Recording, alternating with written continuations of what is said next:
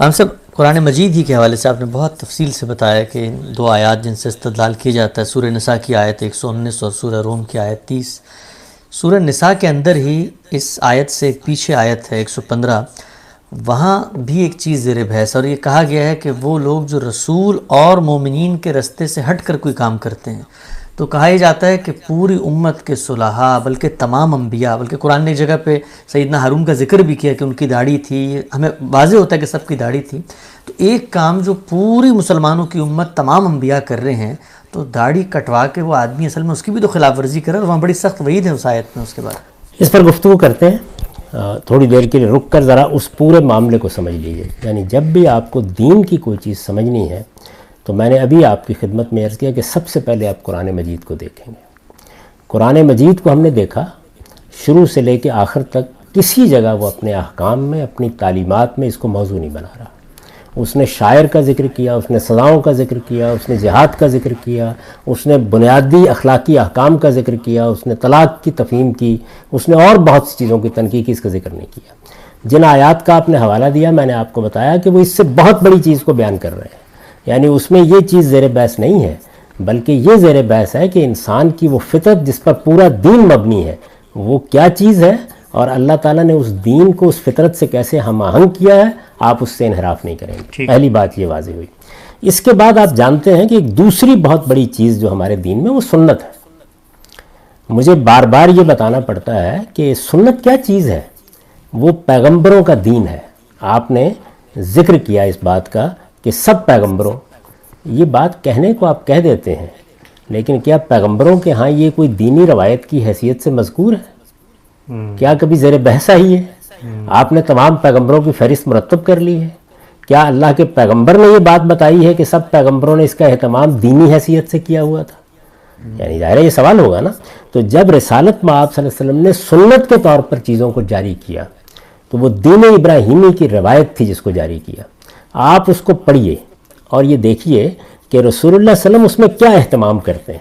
یعنی جو چیزیں بھی دین کی حیثیت سے آپ جاری کرتے ہیں، تمام لوگوں کو بتاتے ہیں، باقاعدہ منادی کی جاتی ہے اس کی۔ اگر لوگ اس کے اہتمام میں ادنا کوتاہی کریں تو توجہ دلائی جاتی ہے۔ یہ سارا عمل جو ہے کب ہوتا ہے تو ایک چیز صحابہ کرام کا اجماع بن جاتی ہے۔ ہمارے ہاں نماز اس طرح منتقل ہوئی ہے، روزہ اس طرح منتقل ہوا ہے، حج کے مناسک اس طرح منتقل ہوئے ہیں، طہارت بدن کی چیزیں اس طرح منتقل ہوئی ہیں، تجہیز، تکفین، تدفین، اس طرح کی سب چیزیں اسی طریقے سے منتقل کی گئی ہیں۔ وہ چیزیں گویا دینی شاعر کی حیثیت سے ہمارے پورے وجود کا حصہ بنا دی گئی، تو صحابہ کرام نے ان کو اختیار کر لیا اور وہ رائج ہو گئیں۔ تو آپ پورے کے پورے سنت کے معاملے کو دیکھیے، ایک ایک چیز کو۔ رسالت میں آپ صلی اللہ علیہ وسلم صحابہ کرام اس پر گفتگو کرتے نظر ہی نہیں آتے آپ۔ یعنی یہ در حقیقت اس نوعیت کی چیز ہی نہیں ہے کہ جس کو اس طرح جاری کیا جا رہا ہے، ایک دین کی حیثیت سے لوگوں کو بتایا جا رہا ہے، لوگوں کو اس کے بارے میں توجہ دلائی جا رہی ہے، اگر وہ اس کو کاٹ دیں تو اس پر کوئی وعید سنائی جا رہی ہے۔ یہ عمل سرے سے ہے ہی نہیں آپ کے یہاں۔ تو اسی وجہ سے آپ سنت کو جب متعین کرتے ہیں تو بالکل واضح ہو جاتا ہے کیا چیزیں ہیں جنہیں سنت قرار دیا گیا ہے۔ یعنی نبی صلی اللہ علیہ وسلم جب سنت کو جاری کر رہے ہوتے ہیں تو ایک تو وہ ساری کی ساری پیچھے تاریخ سے آ رہی ہوتی ہے، اس میں کوئی اضافہ کر رہے ہیں، کوئی ترمیم کر رہے ہیں، تغیر کر رہے ہیں، اس کو متعین کرتے ہیں، اور پھر باقاعدہ اس کی تبلیغ ہوتی ہے۔ یعنی لوگوں کو بتایا جاتا ہے، اس طرح کوئی چیز سنت قرار پاتی ہے۔ چنانچہ پھر اس کے انتقال کی بھی یہ صورت ہو جاتی ہے کہ وہ اجماع اور تواتر سے آگے چلتی ہے۔ یعنی مسلمان بحیثیت مجموعی اس کو اپناتے ہیں، دین کی حیثیت سے اپناتے ہیں، اور پھر آگے جاری کرتے ہیں، اور اس طرح اپنی نسلوں کو یہ چیز منتقل کرتے چلے جاتے ہیں۔ اس کا کبھی انقطاع نہیں ہوتا، وہ بعد کے زمانوں میں پیدا نہیں ہوتی، بلکہ رسالت میں آپ صلی اللہ علیہ وسلم کے اپنے عمل سے اس کی ابتدا ہوتی ہے، صحابہ کرام اپنے اجماع و تواتر سے اسے آگے منتقل کرتے ہیں، اور پھر نسلاً بعد نسلاً وہ اسی حیثیت سے اختیار کر لی جاتی ہے۔ یہ دین کے طور پر سنت کے جو احکام ہیں ان کے منتقل ہونے کا طریقہ ہے۔ میں نے ان کی پوری فہرست بنا دی ہے اپنی کتاب میزان کے شروع میں، اور یہ بتا دیا ہے کہ یہ چیزیں ہیں جن کو رسالت میں آپ صلی اللہ علیہ وسلم نے سنت کی حیثیت سے جاری کیا ہے۔ ان میں سے بہت سی چیزیں ہیں جن کی پھر قرآن تصویب کرتا ہے، یا ان کی تاکید کرتا ہے، یا ان سے متعلق بعض ضروری ہدایات دیتا ہے۔ اس کے بعد ایک تیسری چیز کیا ہے؟ روایات۔ یعنی آپ کے سامنے رسالت میں آپ صلی اللہ علیہ وسلم کی نسبت سے بعض باتیں لوگ بیان کرتے ہیں، وہ یہ بیان کرتے ہیں کہ میں ملا تھا, میں نے یہ سنا تھا, فلاں موقع پر آپ نے یہ ہدایت کی تھی. میں اس سے پہلے بھی عرض کر چکا کہ یہ ہدایات جو ہیں یہ بیان کرنے والے کبھی اس کا ایک جملہ روایت کر دیتے ہیں, کبھی پوری بات کو سیاق و سباق میں بیان کرتے ہیں, کبھی سیاق و سباق کو الگ کر کے جیسے ان کا فہم ہوتا ہے اسے الفاظ کی صورت دے دیتے ہیں, یہ کرتے ہیں. ان سب چیزوں کو کیسے سمجھا جائے, یعنی ان کی طرف آپ رجوع کریں تو کس طرح سے آپ سمجھیں گے. اس میں سب سے اہم سوال یہ ہے کہ وہ چیز جو بیان ہو رہی ہے کیا وہ دین ہے؟ یہ سب سے پہلا سوال ہے. اس کی وجہ کیا ہے؟ اس کی وجہ یہ ہے کہ کیا رسالت مآب صلی اللہ علیہ وسلم ہر کام دینی کی حیثیت سے کرتے تھے؟ یعنی مثلا آپ نے کھانے پینے کے لیے جن چیزوں کا انتخاب کیا, آپ کو فلاں چیز پسند ہے, فلاں چیز پسند نہیں ہے, تو کیا وہ لازمی طور پر دینی کے لحاظ سے ہوتا تھا؟ یعنی آپ اگر فرض کر لیجئے کہ کدو کھانا پسند کرتے ہیں یا لوکی کھانا پسند کرتے ہیں, یا آپ کو گوشت کی کوئی خاص قسم پسند ہے اور آپ کے ہاں وہ پکایا جاتا ہے, تو اب یہ سوال پیدا ہوتا ہے نا. اسی طرح سے رسالت میں آپ صلی اللہ علیہ وسلم ایک خاص طرح کا لباس پہنتے ہیں, صحابہ کرام بھی ایک خاص طرح کا لباس پہنتے ہیں, تو یہ سوال پیدا ہوگا کہ یہ چیز کیا دین ہے؟ یہ ایک بڑا اہم سوال ہے. رسالت میں آپ صلی اللہ علیہ وسلم کے زمانے میں جہاد کیا گیا. جہاد دین کے احکام میں سے ایک حکم ہے. اس میں آپ نے خاص طریقے اختیار کیے, سب بندی کے لیے خاص اسالیب اختیار کیے.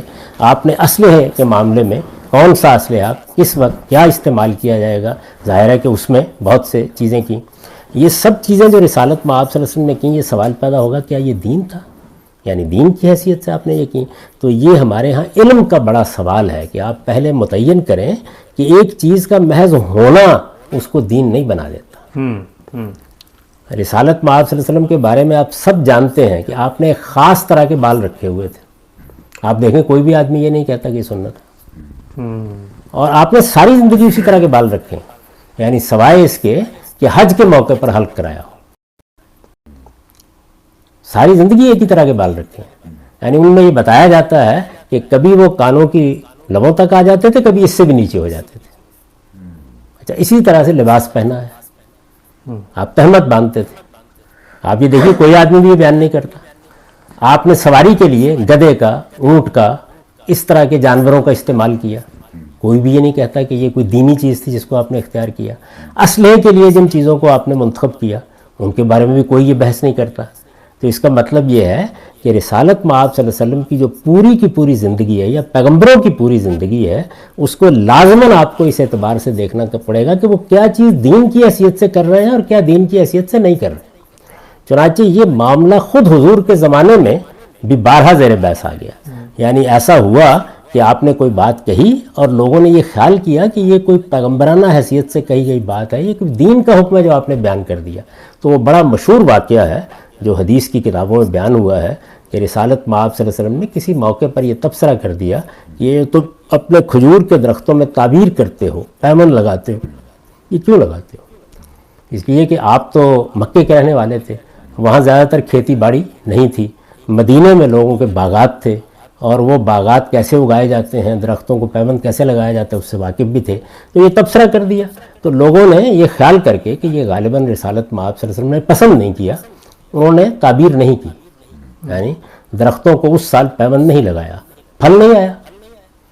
تو جب آپ کی خدمت میں یہ بات عرض کی گئی اور یہ کہا گیا کہ ہم نے تو یہ کیا تھا اور آپ کی بات کو جو سمجھا تھا, تو بہت تنبیہ کے انداز میں آپ نے فرمایا کہ یہ چیزیں وہ ہیں جن کا تعلق تم سے ہے, یہ دنیا کے علوم ہیں.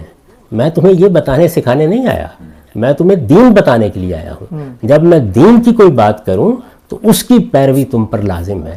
اس طرح کی چیزوں کے بارے میں آپ دیکھیے کیا جملہ کہا ہے, انتم عالم و بے امور دنیا کو, تم اپنے دنیوی امور کو مجھ سے بہتر جانتے ہو. اور خاص طور پر کہا کہ اس باب میں بھی اگر کوئی بات کرتا ہوں تو وہ ظن پر, گمان پر, جو میرا علم ہے اس پر مبنی ہوتی ہے. اس کو تم دیکھو گے, اختیار کر لو گے, ورنہ نہیں اختیار کرو گے. اسی طرح بہت سی چیزیں جن کے بارے میں رسالت میں آپ صلی اللہ علیہ وسلم نے اپنے زمانے کے عرب کی طب کی بعض چیزیں بیان کر دی. یعنی یہ چیز کھا لو گے اس سے یہ فائدہ ہوگا. ہمارے بزرگ بیان کرتے ہیں. آپ کو معلوم ہے کہ جس طریقے سے اب طب ایک باقاعدہ علم بن گئی ہے, اس وقت اس طرح نہیں تھی. یعنی لوگ اسی طرح کے مجربات بیان کرتے تھے بڑے لوگ بزرگ لوگ آپ کی مائیں آپ کی نانیاں دادیاں سب کے ہاتھ میں ایسے ہی کرتی تھیں، یعنی وہ بیان کر دیتی تھیں کہ یہ فلاں چیز کھاؤ تو اس سے یہ فائدہ ہو جائے گا، اس میں تو بہت مفید ہے، لوگ یہی بیان کرتے آئے ہیں، تو حضور صلی اللہ علیہ وسلم نے بھی ان کو بیان کیا۔ سیدہ عائشہ بیان کرتی ہیں کہ جب آخری زمانے میں رسالت میں آپ صلی اللہ علیہ وسلم کی طبیعت ٹھیک نہیں تھی، ناساز تھی، تو اس وقت بہت لوگ آتے تھے اور آ کے نسخے بتاتے تھے، تو میں بنا کے آپ کو کھلاتی رہتی تھی۔ تو اس طرح کی بہت سی چیزیں ہیں، ظاہر ہے کہ ان کا دین سے کوئی تعلق نہیں ہے۔ تو یہ بات واضح کی اللہ کے پیغمبر نے کہ دین کیا ہے، یعنی یہ جو ابھی فرما رہے تھے کہ پیغمبر یہ کام کرتے رہے، پیغمبر دین کی حیثیت سے کرتے رہے، یہ سوال پیدا ہوگا نا، یعنی وہ تہمت باندھتے رہے تو دین کی حیثیت سے باندھتے رہے، گدھے پر سوار ہوتے رہے تو دین کی حیثیت سے سوار ہوتے رہے، تلوار پکڑ کے جہاد کرتے رہے تو یہ تلوار پکڑ کر جہاد کرنا دین ہو گیا، یہ سوال پیدا ہوگا نا۔ اس سوال کو سامنے رکھ کر ظاہر ہے کہ ایک بہت بڑی چیز یہ سامنے آتی ہے کہ ہم متعین کریں کہ دین کیا ہوتا ہے۔ تو آپ جب دین کے پورے کانٹینٹ کا جائزہ لیتے ہیں اور اس کا استقراء کرتے ہیں تو معلوم ہوتا ہے کہ دین 4 چیزوں کا نام ہے۔ پورے دین کو آپ جب دیکھتے ہیں، پہلی چیز کیا ہے؟ عبادات۔ دوسری چیز کیا ہے؟ بدن کی طہارت کے آداب۔ اس میں ظاہر ہے کہ ایک تو عمومی طہارت ہے، وہ بھی ہمارے دین کا حصہ ہے، لیکن اس سے آگے بڑھ کر خدا کی بارگاہ میں حاضری کے لیے طہارت کا کیا اہتمام ہونا چاہیے۔ اس کے بعد تیسری چیز کیا ہے؟ آپ کے خور و نوش کی طہارت، یعنی کھانے اور پینے میں اس فرق کو ملحوظ رکھنا کہ ہم طیبات کھائیں گے، خبائث سے اجتناب کریں گے۔ اور چوتھی اور آخری چیز کیا ہے؟ اخلاق کی طہارت۔ یہ 4 چیزیں ہیں۔ آپ اگر غور کریں تو اس میں ایک لفظ ہے جو بولا جا رہا ہے، طہارت، پاکیزگی۔ اس کو اللہ تعالیٰ نے خود بیان فرمایا کہ میرے دین کا مقصد کیا ہے؟ تزکیہ۔ تزکیہ کیا ہے؟ طہارت، پاکیزگی۔ عربی زبان میں تزکیہ کا مطلب یہ ہے کہ آپ پاکیزگی پیدا کریں اور پاکیزگی کو بڑھائیں۔ اس لفظ میں جو دونوں چیزیں موجود ہیں، تو عبادات سے ہم اس پاکیزگی کو بڑھاتے ہیں جو ہمارے پورے وجود کا گویا حصہ ہے، یا پورا وجود اصل میں اس پاکیزگی کو ہدف بنا کے تشکیل دیا گیا ہے، اور جن چیزوں سے یہ پاکیزگی متاثر ہوتی ہے ان کو ہم چھوڑتے ہیں۔ تو پورے دین کی تعلیم کی اساس یہی ہے۔ ان کو سامنے رکھ کر آپ جب غور کرتے ہیں تو یہ چیزیں دین ہیں۔ چنانچہ لوگوں کو تعجب ہوتا ہے نا کہ میں نے مونچھیں پست رکھنے کو تو سنن کی فہرست میں شامل کر دیا، اس لیے کہ وہ دین ہے، اس میں طہارت مقصود ہے۔ یعنی آپ اپنے چہرے کے اوپر اگر اس طریقے سے مونچھوں کو چھوڑ دیتے ہیں تو اس سے وہ کھانے پینے کی پاکیزگی مجروح ہوتی ہے، اور پھر جو آپ کی حیت بنتی ہے وہ متکبرانہ بنتی ہے۔ تو یا تو وہ بدن کی پاکیزگی سے اپروچ کیا جائے گا، یا خور و نوش کی پاکیزگی سے اپروچ کیا جائے گا، یا اخلاق کی پاکیزگی سے اپروچ کیا جائے گا۔ تو یہ 4 چیزیں ہیں کہ جو دین کا کانٹینٹ وجود میں لاتی ہیں۔ تو آپ جب دیکھتے ہیں تو ان میں سے کوئی چیز بھی اس سے متعلق نہیں ہوتی۔ صحیح۔ یعنی پہلی بات میں نے کیا عرض کی کہ خلق اللہ یا اللہ کی بنائی ہوئی فطرت وہ میرا مجموعی وجود ہے، جس میں میرے افکار، میرے خیالات، میرا الہام خیر و شر، میرا توحید اور شرک کے بارے میں زاویہ نظر، وہ ساری چیزیں ہیں جن کو دین کہتا ہے کہ یہ میری بنائی ہوئی فطرت ہے، اللہ کی بنائی ہوئی فطرت ہے، اس میں تبدیلی نہیں ہونی چاہیے۔ اس کے بعد اللہ کے پیغمبر سنت کیسے جاری کرتے ہیں؟